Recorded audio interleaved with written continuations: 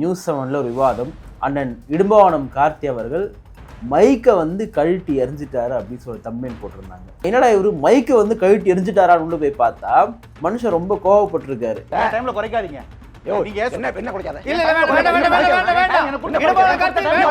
விஜயுடைய இந்த ஒரு அறமற்ற ஒரு செயல் இருக்கு இல்லையா, கரூர் விஷயத்துல ஒரு முதன்மை பொறுப்பை ஏற்க வேண்டிய விஜயும் அந்த தாவேகா கட்சியினுடைய நிர்வாகிகளும் இதுவரைக்கும் ஏற்காம நாங்க ஒரே துளி கூட காரணம் கிடையாது, எல்லா காரணமும் சதி செயல் தான், எல்லா காரணமும் காவல்துறை தான், எல்லா காரணமும் செந்தில் பாலாஜி தான் சொல்லிட்டு தங்கள் மீது ஒரு துளி கூட பழியே கிடையாது என்பது போல ஒரு அறமற்ற ஒரு செயல் செய்கிறாங்க இல்லையா, அதை குறித்து அவங்க பேசியிருக்காங்க. அஜித் குமாருடைய வழக்கு இருக்கு இல்லையா, அந்த வழக்கை இதே தமிழ்நாடு கவர்மெண்ட்டு சிபிஐக்கு மாற்றும்போது என்ன பண்ணாங்க, நீங்கள் டிவிக்கு திரு விஜய் என்ன பண்ணீங்க, எஸ்ஐடி இருக்கும்போது சிபிஐ எதுக்கு, நேரத்திற்கு ஏற்ற மாதிரி விஷயத்துக்கு ஏற்ற மாதிரி ஆட்டம் போடுறது பேசுறதுலாம் பார்த்தீங்கன்னா ஒரு ஏற்படுது கிடையாது. அவ்வளோ பயம் பதுங்கி போய் உள்ள இருக்கிறீங்க. 41 பேர் உயிர் இறந்திருக்கு. அதை விட முக்கியம் புஷியான நிர்மல்குமார் போன்றவர்களும் தங்களை தப்பிச்சு வைத்துக் கொள்வதா? இது ஒரு தலைமை பண்புக்கு ஒரு அழகா? நீங்க நாம் தமிழரை பாருங்க, இது வரைக்கும் அவங்களுடைய தலைவரை மாத்தல, இது வரைக்கும் கொள்கையை மாத்தல, இது வரைக்கும் கூட்டணி வைக்க மாட்டேன், நாம வைக்க மாட்டேன் தான். நிலையான கொள்கையும் நிலையான தத்துவத்தையும் கொண்டு ஒரு உறுதியான தலைவர் கீழாக இயங்கக்கூடிய ஒரு அமைப்பு சரியான அமைப்பாக இயங்குமா, இல்லை நேரத்துக்கு ஏற்றாற் போல மாறுகின்ற இந்த மாதிரி கட்சிகள் சரியான கட்சியா இருக்குமான்றத மக்கள் நீங்க தான் முடிவு செய்யணும். நிம்மதி ப்ராப்பர்ட்டி மேனேஜ்மெண்ட், உங்கள் பழைய வீட்டை புதிய வீடாக மாற்றலாம் வாங்க. நேற்றைக்கு நியூஸ் 7ல ஒரு விவாதம். அண்ணன் இடும்பாவனம் கார்த்தி அவர்கள் மைக்கை கழட்டி எரிஞ்சிட்டாரு அப்படின்னு சொல்லி தம்பெயில் போட்டிருந்தாங்க. நானும் உள்ளே போய் பார்த்தேன். ஏன்னா எப்பவுமே அண்ணன் இடும்பாவனம் கார்த்தி அவர்கள் விவாத நிகழ்ச்சியில் பங்கேற்றா அந்த கருத்தியல் ரீதியாக தான் அவருக்கு எதிர்க்கிறது பேசக்கூடியவர்களை பார்த்தீங்கன்னா பேச விடாமல் ஒரு திக்குமுக்காடு செய்வார். ஏன்னா வைக்கக்கூடிய வாதங்களை அப்படி இருக்கும்.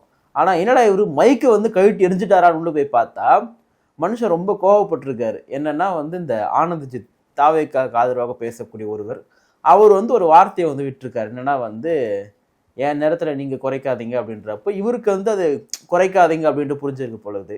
சரி, இப்போ இந்த விஷயத்துக்கு அப்படி என்ன பேசியிருக்காங்கன்னா, விஜயுடைய இந்த ஒரு அறமற்ற ஒரு செயல் இருக்கு இல்லையா, கரூர் விஷயத்துல இது வரைக்கும் அவங்க பின்பற்றக்கூடிய ஒரு அறமற்ற செயல், அது என்ன ஒரு அறமற்ற செயல்னா, இந்த 41 உயிர்களுக்கும் ஒரு முதன்மை பொறுப்பை ஏற்க வேண்டிய விஜயும் அந்த தாவேகா கட்சியினுடைய நிர்வாகிகளும் இதுவரைக்கும் ஏற்காம நாங்க ஒரே துளி கூட காரணம் கிடையாது, எல்லா காரணமும் சதி செயல் தான், எல்லா காரணமும் காவல்துறை தான், எல்லா காரணமும் செந்தில் பாலாஜி தான் சொல்லிட்டு தங்கள் மீது ஒரு துளி கூட பழியே கிடையாது என்பது போல ஒரு அறமற்ற ஒரு செயல் செய்கிறாங்க இல்லையா, அதை குறித்து அவங்க பேசியிருக்காங்க. குறிப்பாக இந்த அறமற்ற செயலை விஜய் போன்ற மாற்று அரசியலை செய்யக்கூடிய அல்லது அப்படிதான் நாங்கள் செய்யப்போன்னு வரக்கூடியவங்க இந்த மாதிரி செய்கிறத பார்த்தா மிகப்பெரிய ஒரு எரிச்சல் வருது.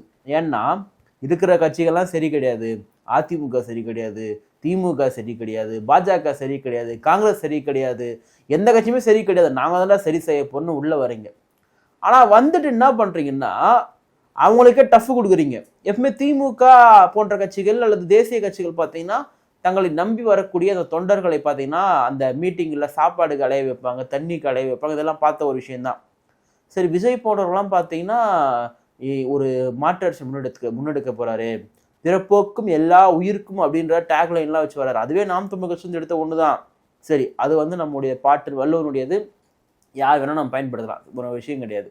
சரி, அடுத்துட்டு உள்ளே நீங்கள் பிறப்போக்கும் எல்லா உயிர்க்குள்ள முதல் உயிரான மனித உயிரே பார்த்தீங்கன்னா அவங்களுடைய மாநாடுகளில் எப்படி நடத்துகிறாங்க, அந்த நம்பி வரக்கூடிய அந்த ரசிகர் கூட்டத்தை என்னவா பண்ணுறாங்க அப்படின்னு ஒன்று இருக்குது.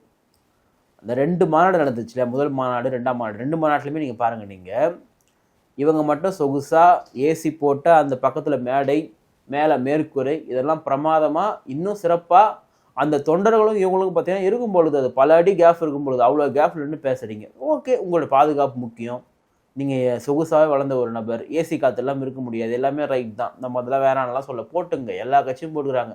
ஏன்னா ஒரு தலைவர், தமிழ்நாட்டின் தண்ணிக்கிறலா தலைவரே ஒருத்தர் என்ன பண்ணாரு, இலங்கையில் போர் நிறுத்தணும், ஈழத்தலைவர்களாக செத்துடுறாங்க சொல்லிட்டு பெட்டு போட்டுன்னு பக்கத்தில் நல்லா பெரிய பெரிய ஏசி மாதிரி வச்சுட்டு படுத்துட்டு போராட்டம் பண்ணார்.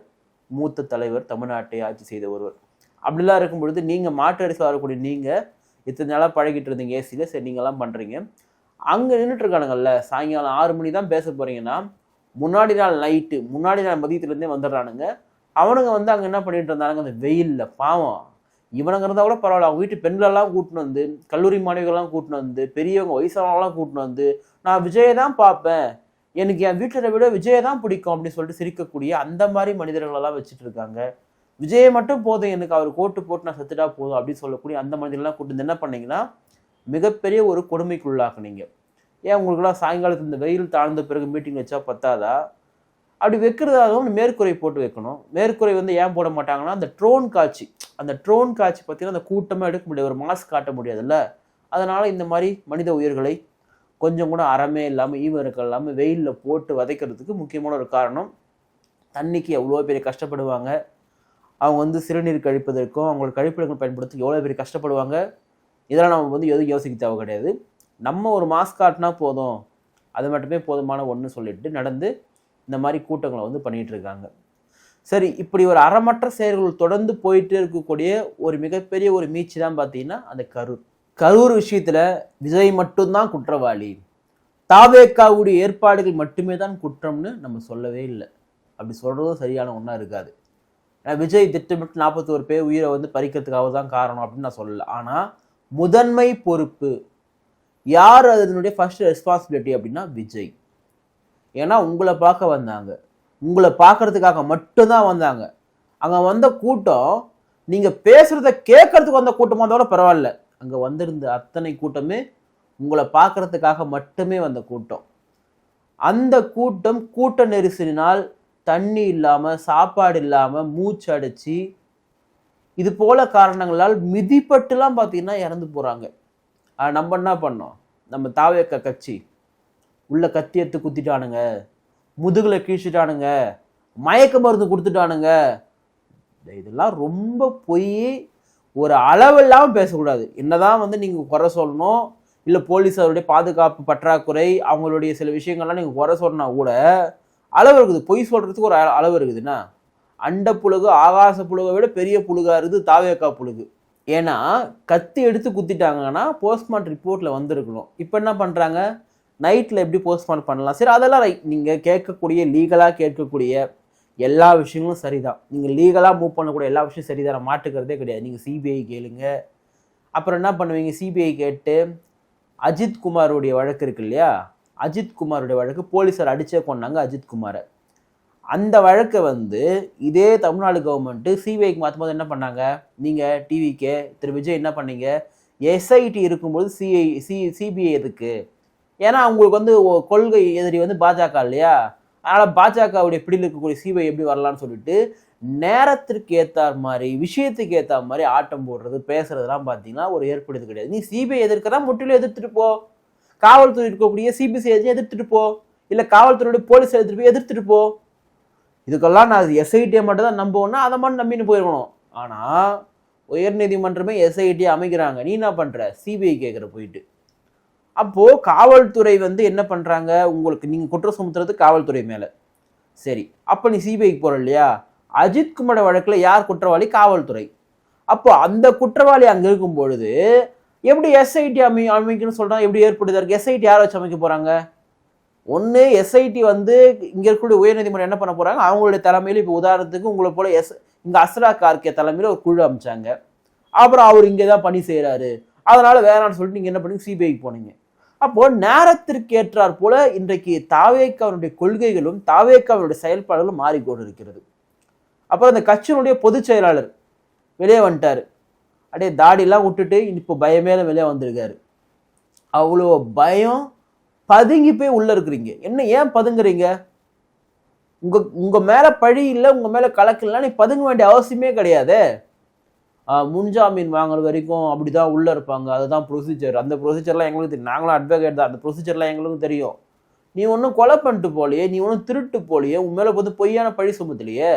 முதன்மை பொறுப்பேற்க வேண்டியவங்க நீங்க, அதற்கு ஏற்க சொல்றாங்க, அதுக்கு உங்க மேல வழக்கு பதிவு பண்ணிருக்காங்கன்னா நீ ஏன் ஓடுற? அப்ப 41 பேர் உயிர் இறந்துருக்கு, அதை விட முக்கியம் புஷியான நிர்மல்குமார் போன்றவர்களும் தங்களை வந்து தப்பிச்சு வைத்துக் கொள்வதா, தங்களை பாதுகாத்துக் கொள்வதா, இதுதான் முக்கியம். இது வந்து ஒரு தலைமை பண்புக்கு ஒரு அழகா? இது ஒரு தலைமை பண்பே கிடையாது. மதிப்பிற்குரிய மாண்புமிகு சென்னை உயர்நீதிமன்ற நீதியரசர் செந்தில்குமார் அவர்கள் குறிப்பிட்டார் இல்லையா, விஜயுடைய தலைமை பண்புன்னு சொல்லிட்டு, அதை வந்து கேள்விக்குள்ளாக்கானதை சுப்ரீம் கோர்ட் பார்த்தீங்களா, கேட்டுடுச்சு. சுப்ரீம் கோர்ட் கொடுத்திருப்பது என்பது ஒரு இடைக்கால தீர்ப்பு, ஒரு இன்ட்ரீம் ஆர்டர். அது சரிங்களா, அதுவே நிறைவானது கிடையாது. சிபிஐக்கு மாத்திருக்காங்க. அப்போ சிபிஐ விசாரணை தொடங்கினா வெறும் திமுக மட்டும் தான் மாட்டுமா, இல்ல திமுகவின் கீழ் இருக்கக்கூடிய, திமுக அரசின் கீழ் இருக்கக்கூடிய காவல்துறை மட்டும் தான் அவங்களுடைய குளறுபடிகள்லாம் சிக்குமான்னு கேட்டா நீங்களும் தானே சிக்குவீங்க. அப்போ சிபிஐ முழுமையாக விசாரித்தால் உங்க கட்சியினர் மீது, விஜய் மீது எந்த தவறுமே இல்லை என்று எப்படி வரும்? முதன்மை பொறுப்பு இது வரைக்கும் நீங்க ஏற்கலையே. இந்த திமுக அரசு நல்லா விஜயை காப்பாத்துது, நல்லா அவருக்கு சப்போர்ட் பண்ணுது. இது வரைக்கும் விஜய் அவர்கள் மேல எஃப்ஐஆர் கூட கிடையாது. அல்லு அர்ஜுனாவால ஒரே உயிர் போச்சு. எஃப்ஐஆர் போட்டாங்க, ரிமாண்ட் பண்றாங்க, எல்லாமே பண்றாங்க. 41 பேர். இது வரைக்கும் ரெஸ்பான்ஸ் என்ன? எங்க தலைவர் வந்து அந்த கட்சியினுடைய இப்போ துணை பொதுச் செயலராக ப்ரமோஷன் வாங்கக்கூடிய ஒரு நபர் சொல்றார், ராஜ்மோகன், எங்கள் தலைவர் வீடியோ காலில் வருவது தலைவர் கிடையாது, வீட்டிற்கே வரும் தலைவர். இப்போ எதில் வந்தார் தலைவர்? வீடியோ காலில் தானே வந்தார். வீடியோ காலில் தானே ஆறுதல். எப்போ? இத்தனை நாள் கழிச்சு. அப்போ ஒரு குளறுபடிகள் நிறைந்த ஒரு கட்சியாகவும், ஒரு அறமற்ற செயலை செய்யக்கூடிய தலைவரின் கண்காணிப்பிலும், அந்த நிர்வாகிகள் கண்காணிப்பில் இருக்கக்கூடிய ஒரு கட்சியாகவும் இன்றைக்கு டிவிக்கு இருக்குது. அந்த மாதிரி நபர்களுக்கு ஆதரவு தெரிவிப்பதற்காக, சப்போர்ட் பண்ணுவதற்காக விவாதங்களிலிருந்து உட்காரக்கூடிய நபர்கள் அண்ணன் இடும்பாவனம் கார்த்தி போன்றவர் மூலமாக அம்பலப்படுகிறார்கள். அந்த நபர் அம்பலப்பட்டார் நான் சொல்ல, அந்த கட்சி அம்பலப்படுது. ஏன்னா ஒரு கட்சி என்பது ஒரு நிலையற்ற தன்மையோட தான் அந்த டிவிக்கு இருக்கு. நிலையான கொள்கை கிடையாது, நிலையான தலைவர்கள் கிடையாது. தலைவர்கள் அதிகரிச்சுட்டே வராங்க, நாளுக்கு நாள் தலைவர்கள் அதிகரிக்கிறாங்க. 5 கொள்கை தலைவர்ல 6வது தலைவராக யார் வந்தாங்க? திரு எம்ஜிஆர், திரு அண்ணாதுரை 7வது தலைவர், 7 தலைவர் வந்துட்டாங்க. இன்னும் வர மாநாடுகள்ல ஐயா கருணாநிதி வருவார் போல இருக்கு. எனக்கு தெரிஞ்சு அம்மையார் ஜெயலலிதா கண்டிப்பா வந்துருவாங்க. அம்மையார் ஜெயலலிதா வரும் மாநாடோ இல்லை ஏதோ ஒரு விஷயத்துல கண்டிப்பா ஜெயலலிதா அம்மா வந்துருவாங்க. இனிமேல் வந்து டிவிகே கட்சிக்கு 2 கொள்கை தலைவிகள் கிடையாது, 3வது கொள்கை தலைவியாக அம்மா ஜெயலலிதா வந்துருவாங்க.